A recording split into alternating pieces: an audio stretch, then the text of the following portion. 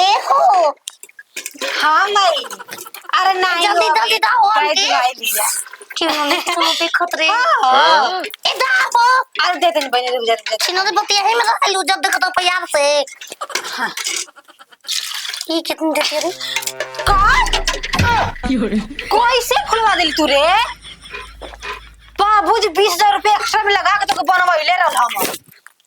आही रे दादा दूसरा दूध दे तालू हमरा के ना जाई घरे अब का पे तोर माई के दूध पियाई तो पावर दूध देनी है ना लो पावर औरी दिमाग मत चट कर माई के बारे हेरा गई हेमा केने दूध देलु कौन छी देनी ना हो कहां दूध देलु हे त नहीं दूध दे बा दूध तो के दूध ना देनी है हम ना दूध रुक रुक माई रुक पहले फरिया ले दम गए रुक तो किनवा होता नहीं आही रे तो देनी हम पावर दूध पावर ही हो गला तक हो गया तू जा लेके हां एकदम देखो ना है तो नहीं में का होई हो इतनी तो हम पी जानी है जे हम पी जाए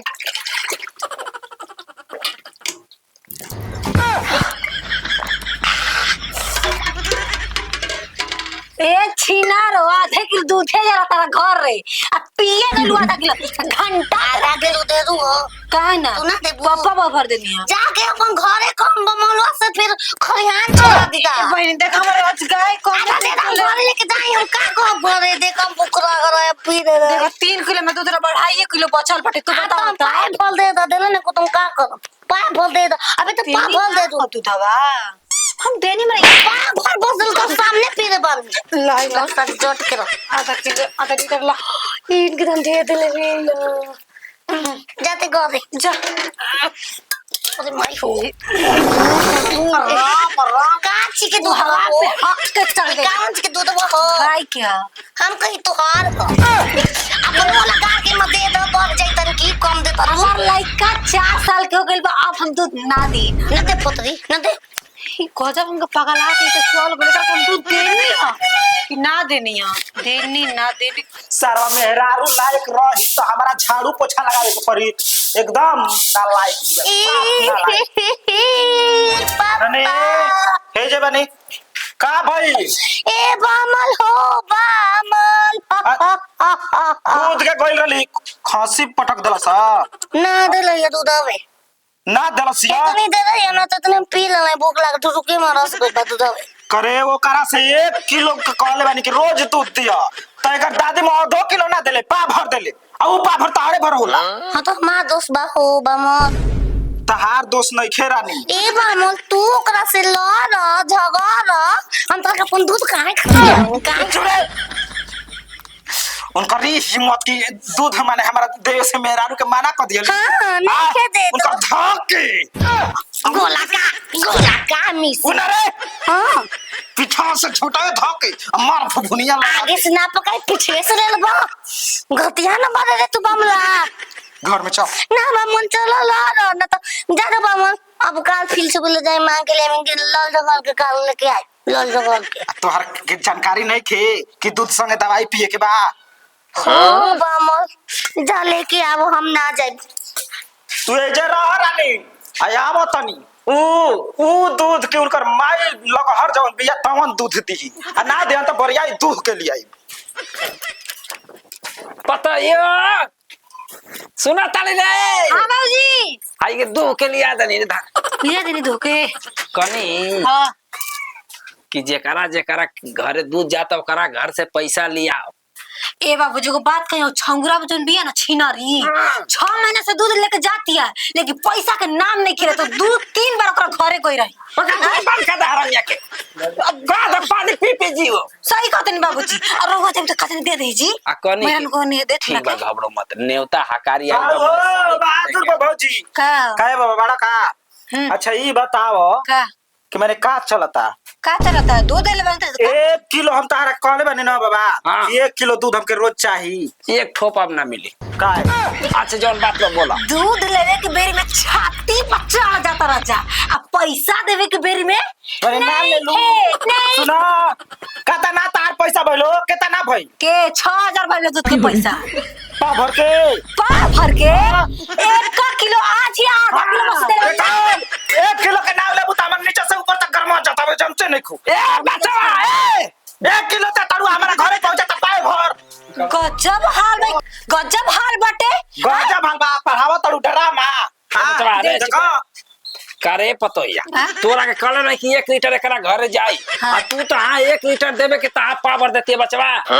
पाओ भर से कम बाबा तो मैं दूधवा पी गार था वो हे क्या बेचा था वो चोर का के कर क्रिया कसम हम खाई हमें 1 क्रिया लीटर। कसम मत खा हाँ। हम तो आ जा रहा तनी जौन बेहुड़ी से सुतुहिले खखोरा ठोकबू वही से नाप के दूध देता हूं गजब हाल बा। देखिए देखिए रे गरमाई मत देर बबुआ, देखिए हम बतियावत रहे, अब दे दी ना हम करा के दूध। उ कहली कि हमरा के देला ही नहीं का, अब पिज्जा लिखी कागज मिल जाओ तो ना लगा सके ना कोई या को। ठोकबू तो अपन चोलिए में डाल ले ठोकबू ए बचवा इनको मत करा का कहे बहुत दिमाग ए खराब बाबूजी हमरा पूछाते नहीं कि हम पागल आइल जाते नहीं दिने बताओ पर दूध बेचते ये दूध देता पाए बा कुछ बा का सुतुहाल ना पता आधा लीटर हमर दूध पावर के हां के का हो गए लटे, फिर हम देनी आधा लीटर। अपन तू टिप दिखाओ हाँ? अपन टिप दिखाओ टिप जाना में दे लू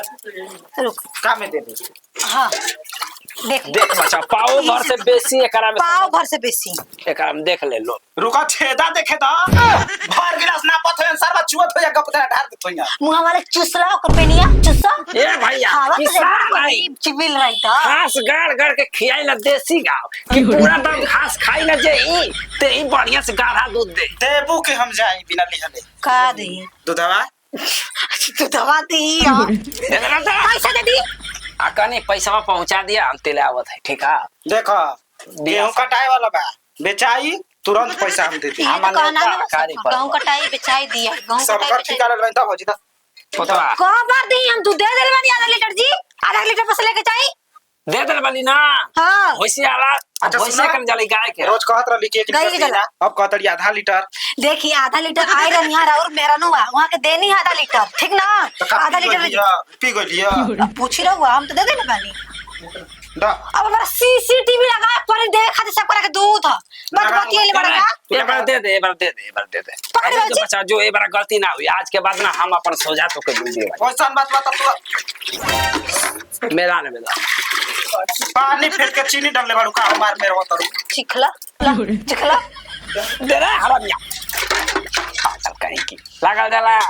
उतने भला दूध हवा गिराओ सही गरम त गिर गई बच्चा मत जाए जकरा घरे रहेला अनाज तो गिरत के धरती में पे अगर दूध ना गिरला तो समझ लो कुछ भइबे देखा ना। पिए का हमार मन करता मिलत सब कहियो नहीं तो पियर कर हमारा से काम मतलब है, उठा के ले जाता तू अपन माइक पे आ जा खुद। हरामिया गाड़ी खाली मुंह में सिखले बन माई आता दी इको कंट्रोल ना त कहियो जीविया काट दे धारा आवत है बाप रे बाप, हम दिने पे दिन पगल आए जता निका दूध बेचे के चक्कर में। हम दूध गोबर दूध की फोए तोरी ये कोरी ए मेनो कोरी पता लगई ले तनी कि दूध क्यों लेके होरी? आवतिया तो होत का बा केनु ने कसा छिना रोज दूध पीना आधा किलो के पियम ना हो एक सवा पाव पेनी हो ए सदैया ब्लंडर लड़म नहीं आ जा या जो दू घोट में घर ना देख जाए बाबला के पियाई को दूध लेके वो जिसे आवतिया या कुल पी जातिया चलो तनी घोरी जहाँ से दूध लेके आवतिया वही जा देखो तनी कि दूध करत खा दिया कहाँ पर हो ए चलो देख माहिरारो आज तो पियेंगे खात नहीं कैसे खाना कोई नहीं बाम खिस्सा में खाना खाइबे ना दूध पी के जील दा हो हमके रोज हमा के काल पिटवले काले घोटिया तू ही रे इज्जत से बोल तू दे ले तू हमा के तू तो दूध बेचे वाली दा मजा लो मैं सही माथा डिस्टर्ब रहता हमारा। अब देखो ना बिलाई गुचतिया हो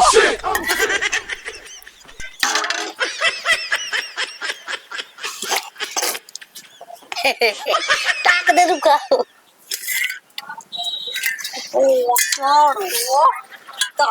के देखले बाकी मानी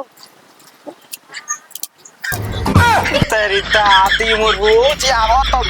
पील बामो पी दो ना पियो बताओ कि जेब में ढराई ते उठा के घटक गई आ कहा तारू की दूध मिलते नहीं खे बमल दूध नहीं खे मिलत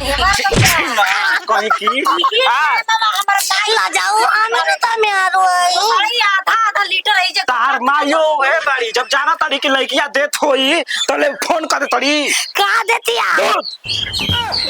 यही बताई दूध फटना सुखा है तू अपन घर ले बारू का हो सारा फोन करके कैसे दे देबे एकरा में ई बता गाय के दूध जर्सी गाय के दूध समझ में आया रोज एनिए खटक जाताड़ू आ घरे सारा खलिहा जाता है देख ले ना आ हेकारा से बेसी दूध कहियो ना जाला आ कहलू कि दूधे ना देले कहले छिनरी है तुमके देला ही ना हम बात करे त भुला जाई ना जब यही के बात कहतू 1 किलो और बढ़ा देती ये दे ले किलो दीना ए अबे की हो गेल हमर 6000 रुपया रो दे दे जोर जार दे ले देखो हम आज देखल बनी पियत हम रोज नहीं खी देखल समझ गेलू ना ई रोज ऐसा ही करेले दा 1 गिलास और दे दे हम धोती तार ना की कोने रोटी कर ले का बात होता दूध के तो पहुंचा तड़ू धोती पर ये तना ना भैया ये तक कहतिया ये तर कर दे देखा ऐसा ही रहिया तके छिनरा ये गोली बचवा ये गोली बचला जतो का कहतिया ओ ई करतिया बता ये बताओ कितना शिकायत हम कुछ करे नहीं है देखत नहीं खी कैसे खाए पे ला जो खाइबे न करब मुंह के फुहरे करे बाल्टी में से ले मैं बाल्टी देता छोड़ा आज चला ए बचवा 6000 रुपया दे आज से सुना दूध के तो खाता उन्हीं के लिस्टा चलता जलूल ओकर बात चलता आय ओ माई देवर भौ जाई हनी जा पगलो अपन मेरा के ले जाई जा ए बाबा साज खनी आके हमर द्वार पर हिसाब किताब हां हिसाब बात कर किताब आज गाय के थान कटा जाए ओय हो बाबूजी सुना अपन गाय पर बैठा रही ओसे तो मार कर यहाँ टूट जिए कर अरे कौन ठीक है